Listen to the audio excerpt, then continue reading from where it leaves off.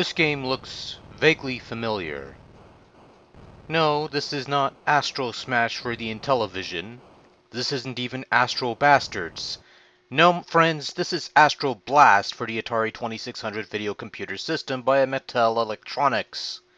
Astro Blast is very similar to Astro Smash on Intellivision. The only difference is the name. The fact that Astro Blast supports both the standard Atari joystick and the standard Atari paddle controller. Astro Smash supports whatever's on Intellivision. I'd elaborate, but I don't have Intellivision, so I can't.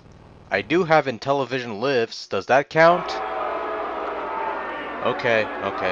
Settle down. Let's get on with Astro Blast for the Atari VCS. Astro Blast is a static shooter where a variety of space debris is falling from the sky and you have to blow it all up. Pretty simple stuff. Obviously, if your turret collides with any piece of debris, you lose a life. Also, if these white bomb things hit the ground, you also lose a life. Any other piece of debris hitting the ground will merely deduct points from your score, so you have a little more incentive and a little more drive to try and hit as many things as possible to maintain a high score in Astro Blast. You start off with 10 lives and gain another one for every 1,000 points you accumulate. Seems to make the game pretty easy, but those lives tend to dwindle down fairly quickly, especially if you're just starting out with Astro Blast and are overwhelmed by all that crap that's on screen.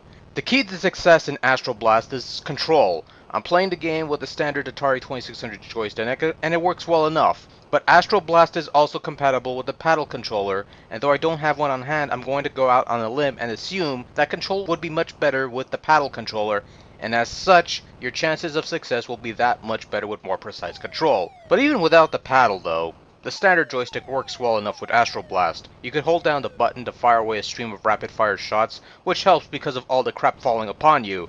But fiddling with the switches will let you auto-fire, which means the turret will fire without pressing the button, which leaves you to just worry about avoiding stuff, which is a nice option to have for those who care for that sort of thing. Now, even with all these nice things on hand to give you a bit of a help, the plentiful lives, the auto-fire, Astro Blast can get pretty intense. There's always stuff falling from the sky, and every so often the sky will change color and things will fall faster. So there's a considerable level of challenge to be found in Astro Blast, even with all the extra help. It's almost overbearing to a point, but it is possible to do well if you stick with it. Hell, it might even be fun. Good fun. The kind of fun that kicks your ass and urges you to try harder with its deceptively simple concept. The kind that keeps you coming back for more. That fun. Oh yeah. Astro Blast looks pretty decent, I think. Not much more to say than that. It goes without saying that this looks a tad blockier than Astro Smash, the Intellivision counterpart, but you can still make out the falling asteroids and the bombs. And the asteroids themselves do have some level of detail to them, which is a step up of the asteroids in the 2600 version of, well, asteroids. But perhaps the thing that impressed me most about Astro Blast is the lack of flickering in the game. No matter how much crap shows up on screen, there's never an instant where sprites will flicker and stuff. Yes, I'm impressed by lack of flicker on an Atari game. Yeah, I'm generally easy to impress. Mostly.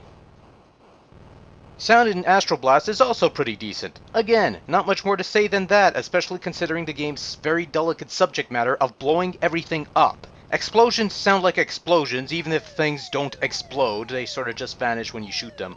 And speaking of which, your shots sound like shots, and there's even a warning signal for incoming bombs. No, it's not high quality surround sound or anything of the like, but it's good enough for what it is, and that makes me very happy. Overall, Astro Blast is another fun little shooter in a long line of fun little shooters on the Atari 2600. Although the concept of the game may be simple, there's a level of intensity that comes with every playthrough, and even with all the cushions, you'll still find a game that forces you to keep up the pace and go for as high a score as you can, and it'll keep you coming back for more. Astro Blast for the Atari 2600 video computer system is definitely one worth checking out.